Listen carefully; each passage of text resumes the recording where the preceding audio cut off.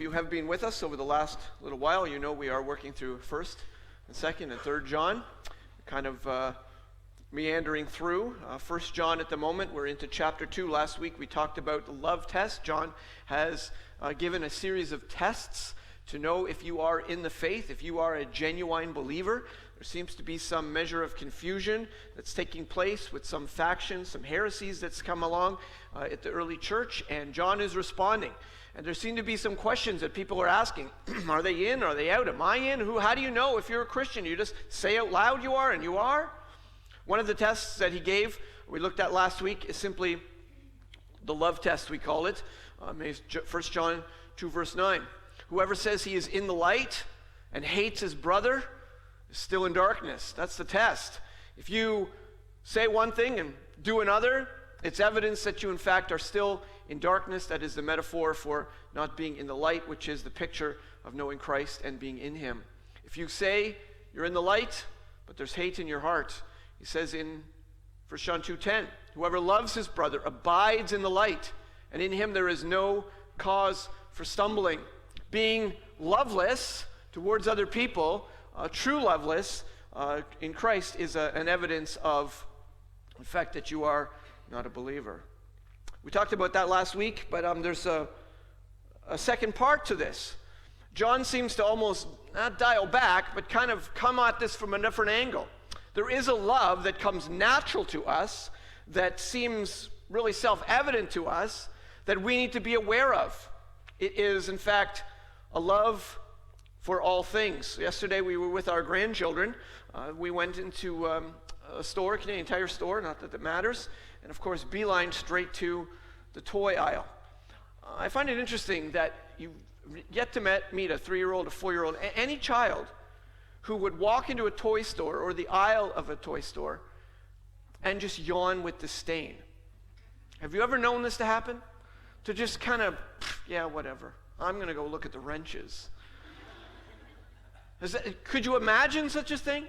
What is it that is built into the human condition that we immediately know that this piece of plastic that I've never seen before is going to make my life complete, and I need it and I have to have it? Where does that come from? How is it that it is a natural response to us to love stuff? It just seems to be ingrained. We, in fact, are so good at, we're just so good at loving stuff and somehow make it so acceptable that when we see somebody who is an extreme at this issue, which of course you might think of somebody like a hoarder who seems to just love so much stuff, even weird stuff that nobody needs, that's just straight up garbage stuff, we'll use these people to balance ourselves and say, well, at least I'm not a hoarder. Meanwhile, we love stuff. There is a hunger in the human heart for something material to meet my need. Somehow we believe there is something in this thing, something found in this world that yet has some quality of some measure of something that's actually going to bring me satisfaction. This is, to borrow the phrase, the love God hates. I just borrowed this title. I need you to know that. I plagiarized this, straight up stole it. I saw this in somebody else's sermon title, and I thought that is so clever, and it encapsulates so quickly exactly the essence of this. I'm just plagiarizing. I'm just telling you that so my conscience is clear. The love God hates. The scripture tells us in this text that we read, as John is going through these tests, and he tells us that one of the aspects of being a Christian is to love, he then dials back and he makes sure you understand there is a natural love that you have that you must be negative towards.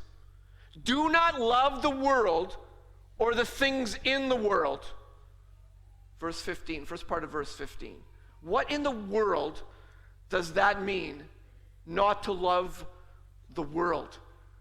The word world is that the word love is fairly straightforward. It's just to have affection for in some way. But what is the word world? The word world that is used here is the word cosmos. It's where we get our word cosmos. because the word cosmos at its root means an harmonious arrangement or order of things. So we see the harmonious arrangement of the planets and stars, and so we call it our cosmos. It's borrowed from this word, and it means world. Just another piece of trivia for you. It is the opposite of the word chaos. This has come into the English language in a variety of ways. It is where we get our root for our word cosmetics, if you can believe this, because a woman, I know this sounds not polite, but I'm just telling you, she arranges her face. That's the idea. You're putting something in order. You're putting something right. If you know what I mean. I didn't make the word up. I'm just telling you how it came into English. Don't throw your tomatoes at me. Cosmos, something's ordered, and it actually means, by and large, the world, the physical, ordered universe. So that's a very strange expression to us. Do not love the world. Does this mean that when you stand gazing at the majesty of mountains, and if you've never been out west and your assignment for the day is to get in your car and drive out there, it's the only way to go. Don't fly, that's cheating. Go and see the mountains in Western Canada and realize that there's parts of Canada that are more awesome than Muskoka. Yes, I said that out loud. And you stand there in awe at the most amazing sight, and it's real, and it's not just a picture, and it's not a postcard, and the water is that color, and you're gobsmacked. And you stand there and you say to yourself, oh, I can't love the world. Better not enjoy this moment. Is that what this means? You stand staring at a sunset and you're just amazed at the colors and the way that things are, and you want to take a picture, but you can't take a picture. The Bible tells you, do not love the world. Is that what he means? That is not exactly what he means. Do not love the world or the things in the world. The word he used is the word world, cosmos. What is he trying to tell us? How do you not love the world or the things in the world? The things in the world? I mean, how do you not love the things in the world? How many of you have pets? You're not allowed to love your pet if you obey this verse strictly. You cannot love the things in this world. That's the text. You're not even to love your family according to this text. Is that really what it means? It can't be what it means. The family is in this world. That's what it says. Well, clearly that's not what it means, and I think you understand that, and I'm just trying to bait you slightly here, because I think you understand that the word is used in a way that's different than its literal wooden meaning, which is, and can be, taken that way. Let me give you an example. How does John use the word world in the Gospel of John? Chapter 15, verse 18. If the world hates you, know that it has hated me before it hated you. Is he talking about the planet Earth? Clearly no. If the world hates you, know that it hated me before it hated you. If you were of the world would love you as its own. But because you are not of the world, but I chose you out of the world, therefore the world hates you. How is the word world being used here? Is it being used in a literal sense? Or is he saying this in some other sense? Clearly he is. And he's making a very clear delineation that whatever the world is, that it is an animosity to those who are true believers. Whatever this world is, that we are diametrically opposed to it and it to us. There is obviously some tension between the world and the believer. The world hates you, but know that it hated me. Why? It's a natural response of the world to the believer.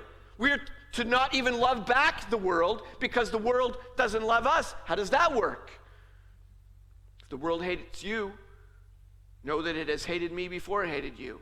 If you are of the world would love you as its own, but because you are not of the world, you are not of the world because I chose you out of the world.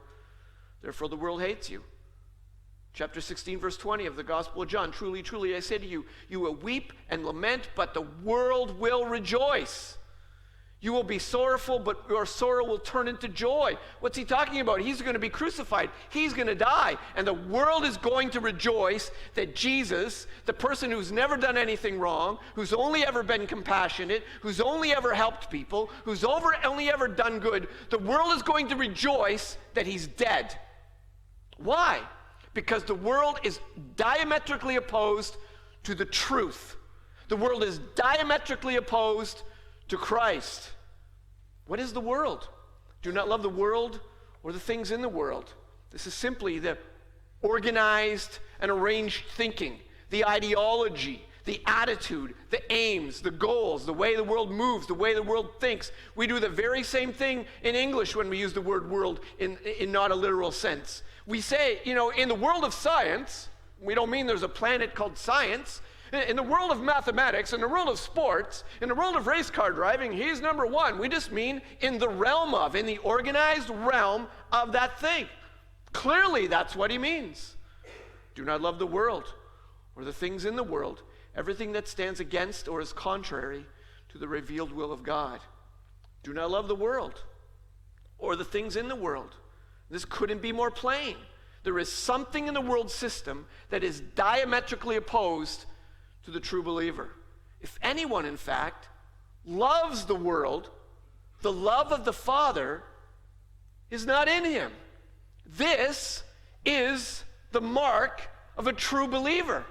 Does your heart have affinity for the things in this world? Is there something in you that still believes that there's some residual something here, that there's something that you need to chase after, whether it's your career or your money or fame or glory or just your own pursuits? Is there something in this world that you believe you need? Do you love this thing? It's just an hunger for it. You see, the true believer has had his heart transformed by God.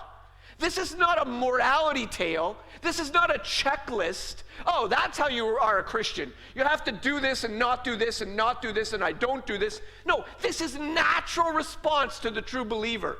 The natural response to the true believer to the world is, I'm not interested in what you have to offer. My disinterest is a yawn when I walk down the toy aisle. I see what you're offering me, but no, thank you, it's not important to me. Oh, sure, I recognize that I need these things, the job, and I need finances, and I need to order my life, and sure, I need a house, but that's not what life is to me. These are not things that I need in order to survive, to make me important, to make me somebody. The world has nothing to offer the believer, but the believer is tempted to believe by the residual nature of their own sinful state that they believe the world has something for them, and it doesn't. If anyone loves the world, this couldn't be more black and white. Ask yourself this. Would you rather be at the mall or in church? Would you rather be at your PlayStation or reading your Bible? I know there's a time for both, but what does your heart hunger for?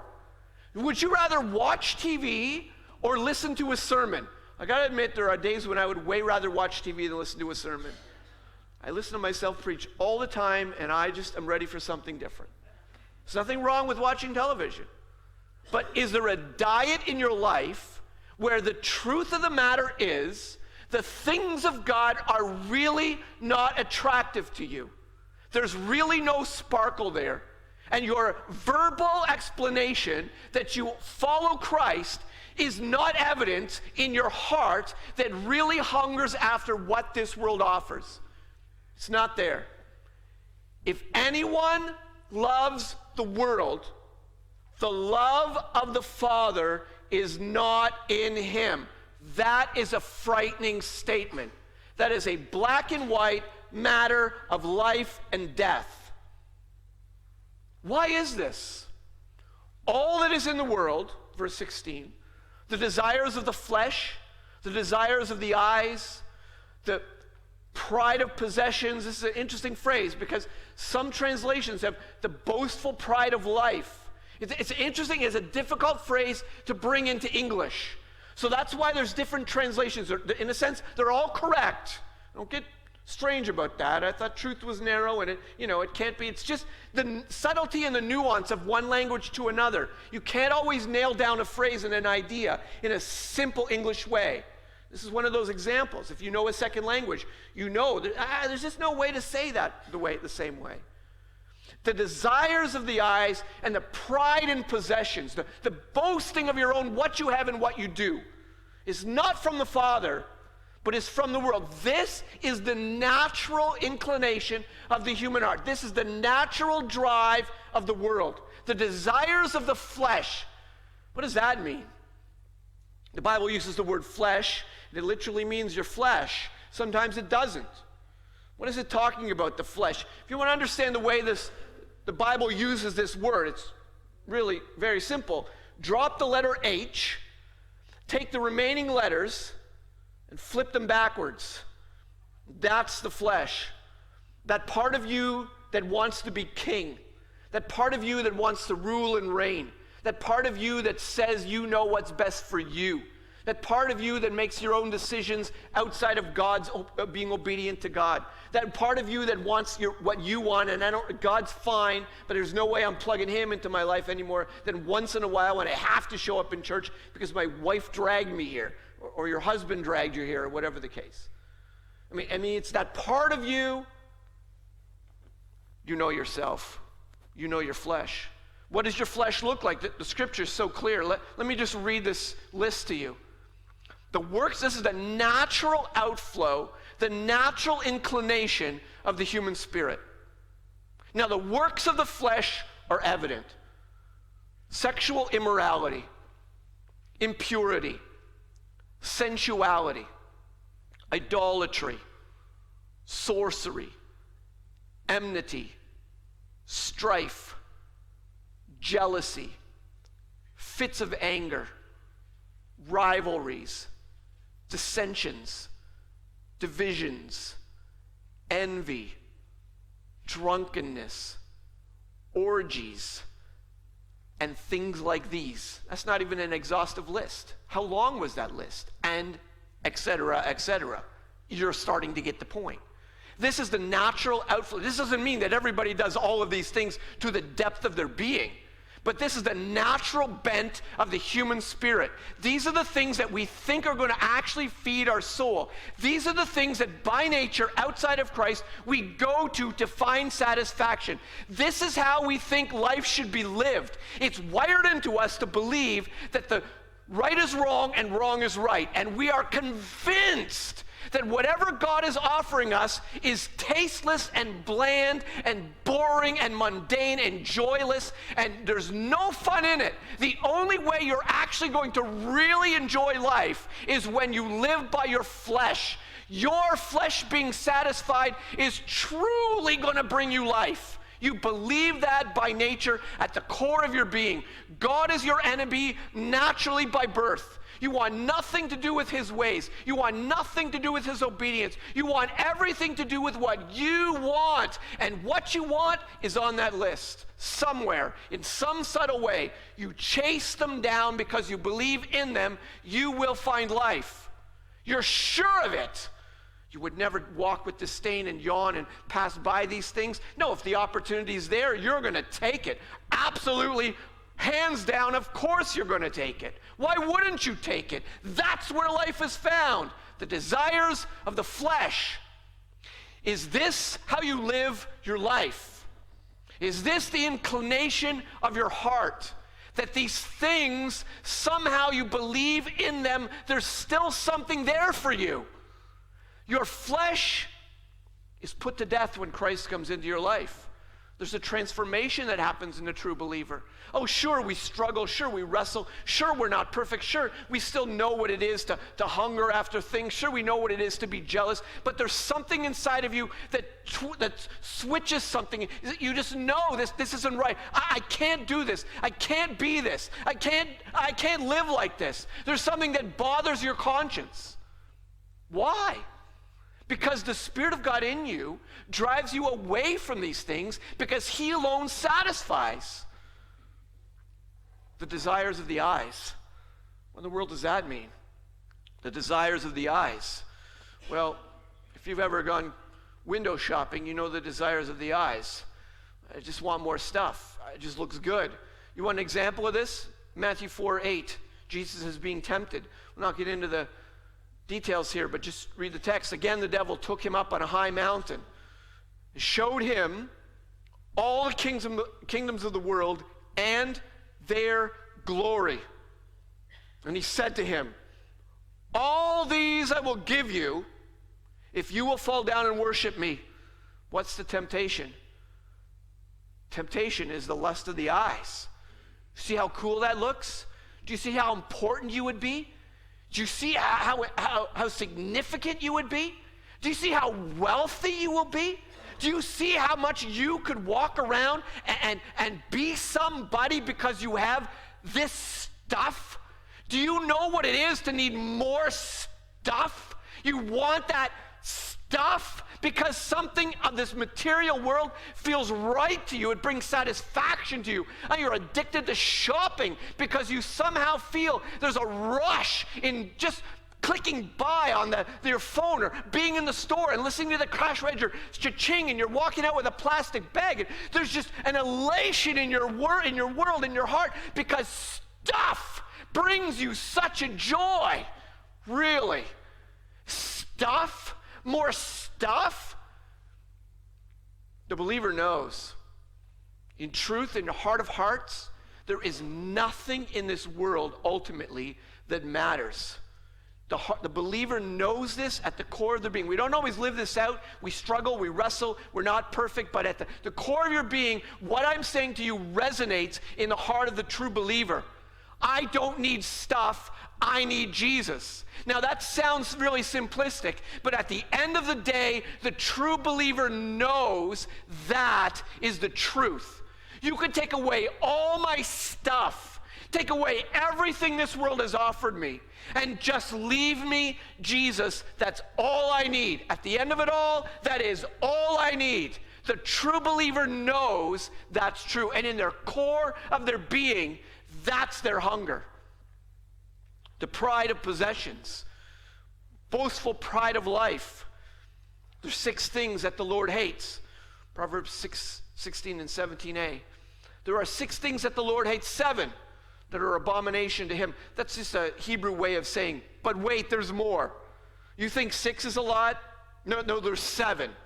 It sounds strange to us, like he just changed his mind. That's not the idea here. He's just building up the whole. You're not going to believe how many there are.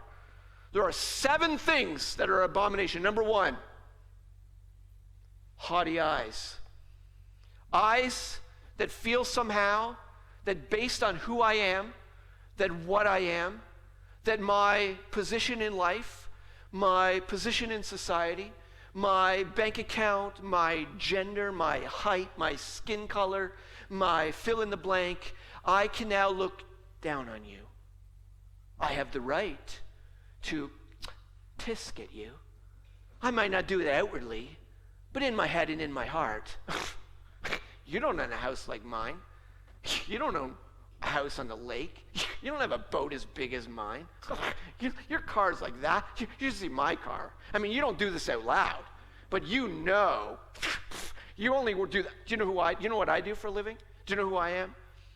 The pride of life, the pride of what you have, of what you do, of who you are. This is a natural inclination. You don't believe that? I mean, that is the way the world functions. It's all about what you do and climbing the ladder. Why do they do this? Because there's a belief built in to the fallen human heart that knows that they know, and they're convinced they know.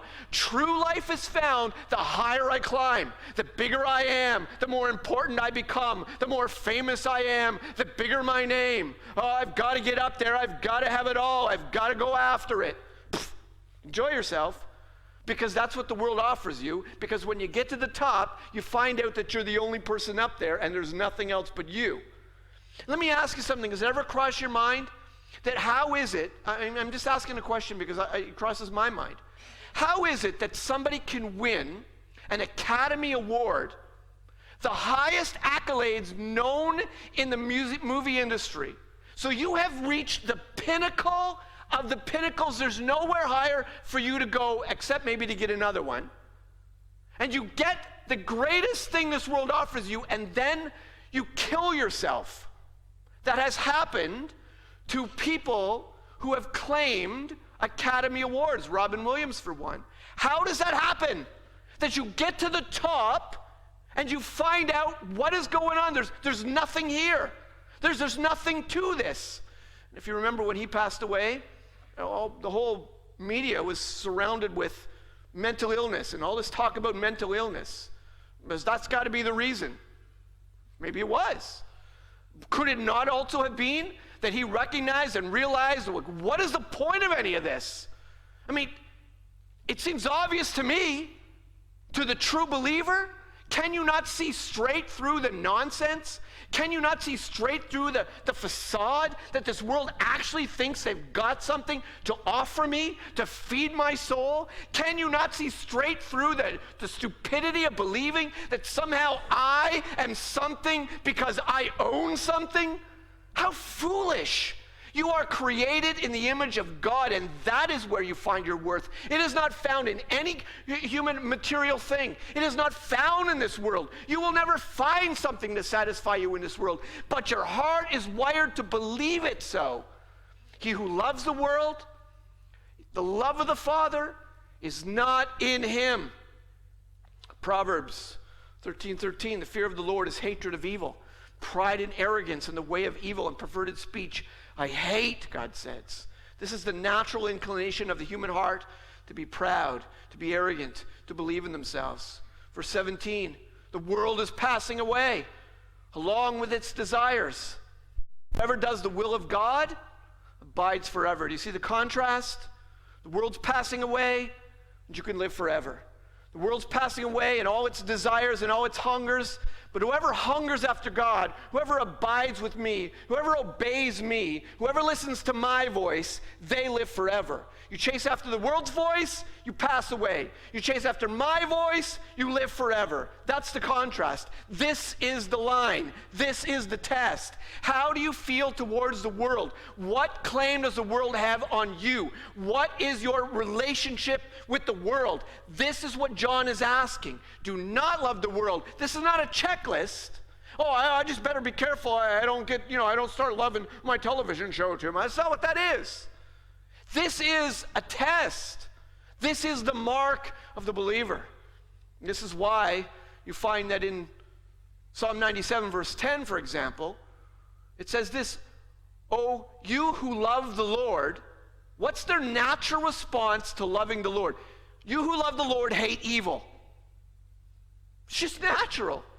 If you love God, there's an affinity against those things. It's not that I have his list of Christian do's and don'ts. It's that the world doesn't offer me anything that I'm interested in.